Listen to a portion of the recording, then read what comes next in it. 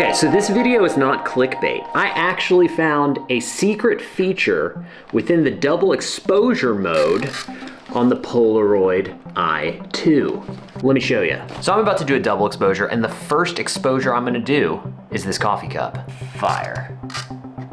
What is the secret feature? Well, look. So it clearly indicates I've shot one exposure of the two exposures I've allotted, and I need to go shoot the second one. Well, I don't really want to shoot the second exposure here.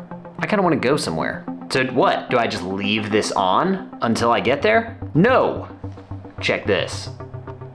I just turned it off.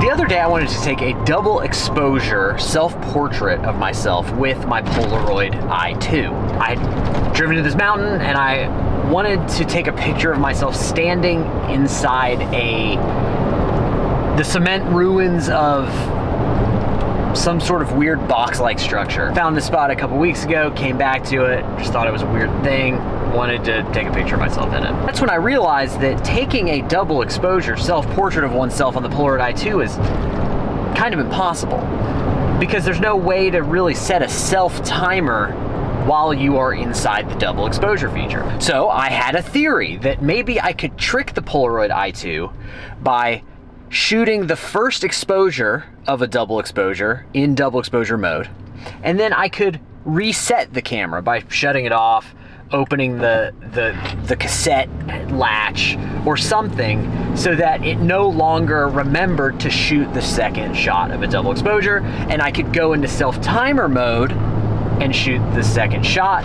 It would eject after being double exposed. Well, I discovered you can't do that. That doesn't work. But the failure of this photo idea attempt opened new pathways for creativity.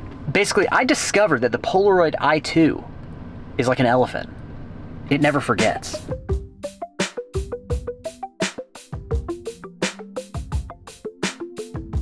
Okay, so now I have to find kind of a cool, shadowy, moody, landscapey scene that I can shoot as my second exposure.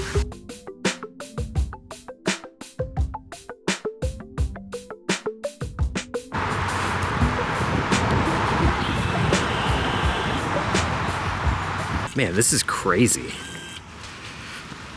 It's Hurricane Helene damage. It's everywhere. You can see how high the water came up on the river here by where all the sand is. I mean, what a mess. Over the past year, I've been doing a Polaroid 365 project where I take a Polaroid every single day for a year in 2024.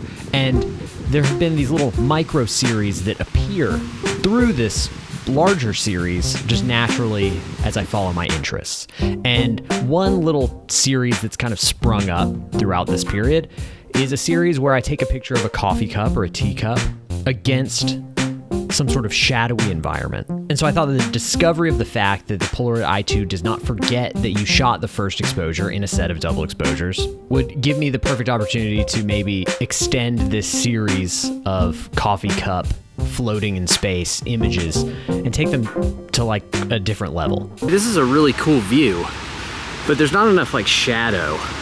Of course it has to be like the cloudiest day ever, so everything is like pretty evenly lit. So if I had the coffee cup in the middle, you may not even be able to see it because there's just so many highlights everywhere.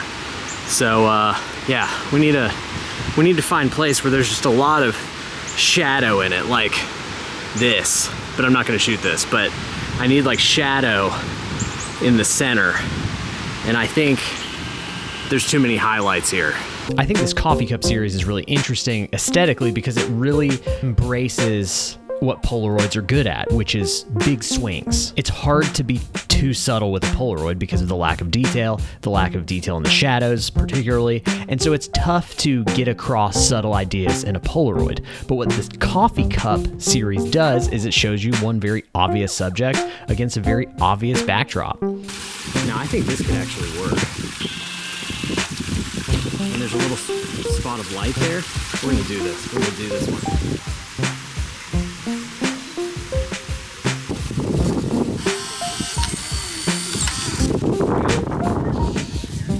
Go. So I've kind of realized that I've kind of developed a philosophy around Polaroid double exposure. So let's talk about my Polaroid double exposure method. I believe the best Polaroid double exposures come from 2 ingredients, and it's pretty simple. You shoot one close-up thing, like the coffee cup, and then you shoot one far away thing, like this waterfall landscape area. You just have to make sure that the second image has enough shadows so that the first image, the subject in the first image, can stand out against it. And so when you combine these 2 elements, they create an undeniably interesting image, and one that is effective on a Polaroid. And so that's basically what I did, is I shot the coffee cup and then I wandered around till I found a spot that would be really effective for this particular Polaroid. Okay, there it is. It's starting to develop. It's working. I think it worked. Man, that's so sick. I could feasibly drive to a different city. I could drive to a different place. I probably couldn't fly because then that would require me getting my Polaroid and my camera X-rayed. But I could feasibly drive from South Carolina to Texas and shoot a photo in South Carolina, one in Texas, and make it one image. That is sick. That is sick.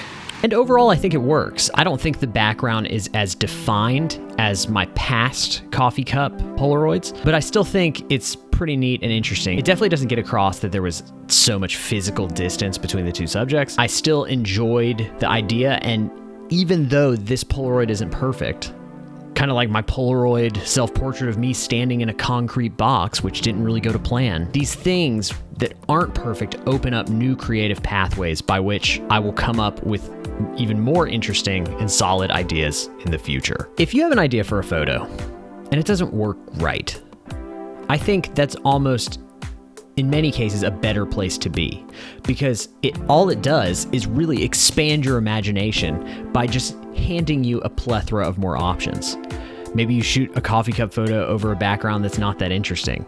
Maybe you try to do something with your camera that just technically can't be done. But through that puzzle solving process where you're trying to figure out how to get your camera to do something, you may discover a feature kind of like this, where the double exposure just refuses to time out no matter what I do. And that in and of itself gets my gears turning and helps me come up with really interesting ideas and concepts that will push my work forward in the future. So thanks for watching. You can follow me on Instagram at Will Malone. You can follow my Polaroid Instagram account at Everyday Instant. And if you'd like to have this print or my other coffee cup prints that I've shot this year on Polaroid, go to willmalone.com and go to the limited prints tab, and I've made them available there. This channel is supported by me. Buying a print is one of the best ways you can support what's going on here at Double Negative. But if you can't afford a print, not a big deal. I understand. Just hit that subscribe button and make sure to like this video. It's always good to feel the warmth and encouragement from that like button. And I will see you very soon.